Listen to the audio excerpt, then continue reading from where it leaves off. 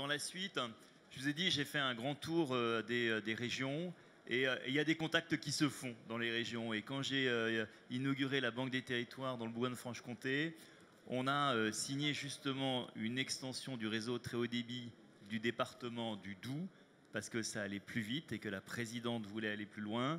On l'a signé dans un lieu qui était magique, qui était la Cine d'Arc-et-Senans. Et je vous demande d'applaudir et d'accueillir Christine Bouquin, la présidente du conseil départemental du Doubs.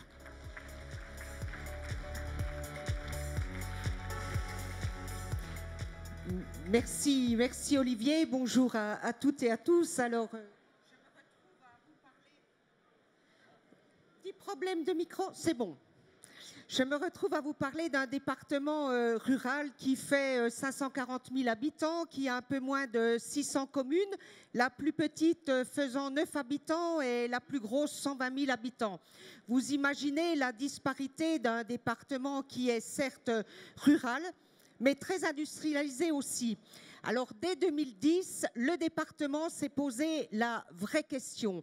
Et j'en profite pour saluer celui qui était en charge de ce dossier en 2010, Vincent Fuster, qui était vice-président. Merci à toi, Vincent, d'être ici. Et nous avons tous ensemble, majorité et minorité, décidé de faire un projet pour les départements du Doubs.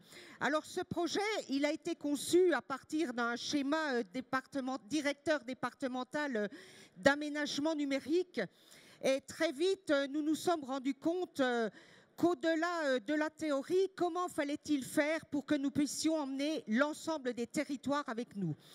Donc, nous avons créé un syndicat mixte avec les communautés de communes de l'époque. Elles ne sont pas toutes venues en même temps. Il y a eu les frileux, il y a eu les avant-gardistes, et paradoxalement, ce sont les plus petites communautés de communes de l'époque qui ont rejoint le département. Alors tout ça le faisait un peu peur, un budget quand même de 180 millions pour avoir donc les infrastructures dans le département. Le département s'engageant à hauteur de 30 millions et les communautés de communes 10 € par habitant pendant 10 ans.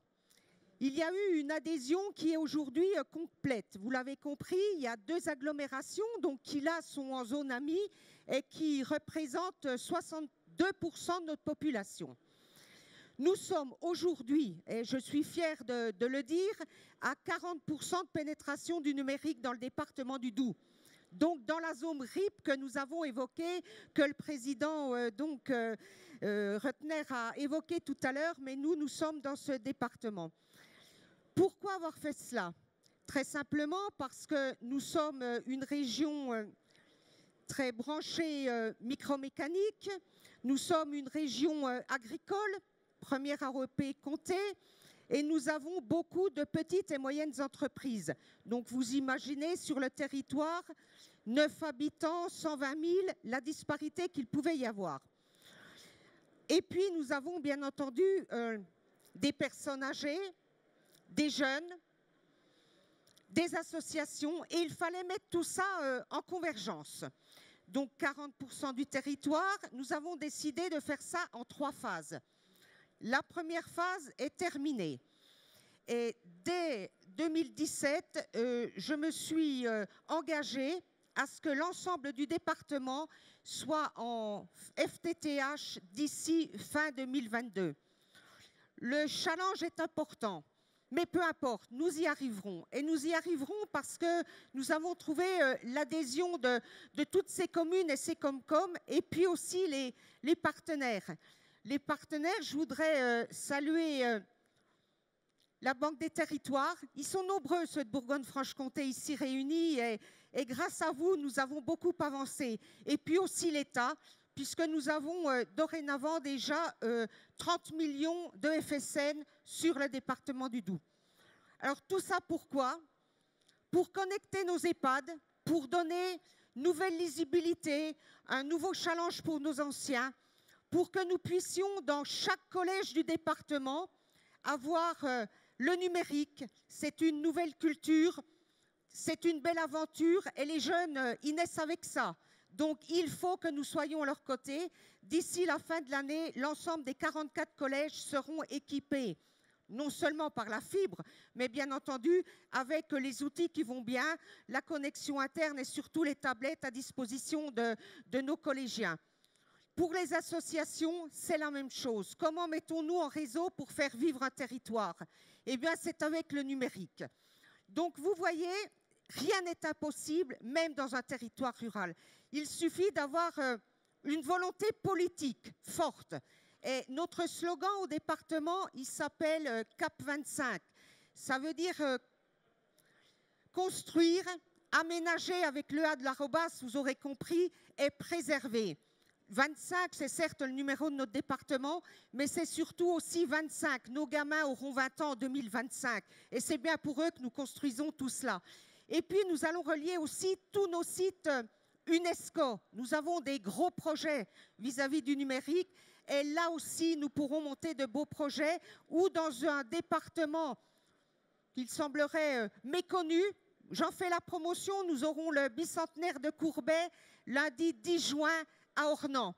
Venez, c'est une magnifique exposition. Ça s'appelle Yan Pen Min face à Courbet. Et là aussi, à l'intérieur du musée, nous avons travaillé sur la connectique. Nous allons revisiter ce musée de façon surprenante, intéressante, mais surtout, il faut que ça interpelle. Donc, je voulais témoigner ici pour vous dire que rien n'est impossible, il faut se donner les moyens. Et je crois qu'aujourd'hui, on ne peut pas se passer, je vous ai parlé de l'économie, des collégiens, des personnes âgées, du monde associatif, pour le tissu économique des petites, moyennes artisans et surtout nos agriculteurs. Je vous ai parlé du premier AOP Comté. Comment pouvons-nous nous passer d'un système tel que celui-ci? Alors, ce n'est pas seulement des tuyaux, c'est aussi derrière les usages. Donc, nous avons bien évidemment validé un schéma départemental des usages numériques qui nous permettront, là, le e-collège. On a eu hier soir une remise de diplôme avec les collégiens qui s'étaient engagés dans un projet culturel. Demain, d'autres actions. Et puis, il nous faudra, bien entendu, redonner du sens à l'aménagement du territoire, parce qu'il faut que l'ensemble du département puisse vivre. L'économie est présente partout, donc il faut pouvoir transmettre, il faut pouvoir innover. Ce territoire, c'est plus un territoire 2.0, on parlait du 4.0 tout à l'heure pour la région. Alors nous allons nous situer entre le 2 et le 4 pour l'instant. Mais surtout, soyons assurés de donner à nos populations le moyen de vivre au XXIe siècle. Et c'est ça que je voulais vous dire aujourd'hui. Et nous irons encore plus loin puisque le schéma départemental d'inclusion numérique vient d'être signé. Donc là, nous allons chercher l'ensemble de nos citoyens, que ce soit les personnes au RSA, que ce soit les personnes en difficulté, les personnes handicapées, pour qu'ils aient toute leur place dans ce beau pays, dans ce beau département qui est le nôtre. Ne laissons personne à la marge. Alors très simplement, j'ai envie de vous dire, cap d'être doux, cap d'être connecté. Et je passe la parole donc à monsieur Alain Veil, président directeur général d'Altis France. Merci à vous.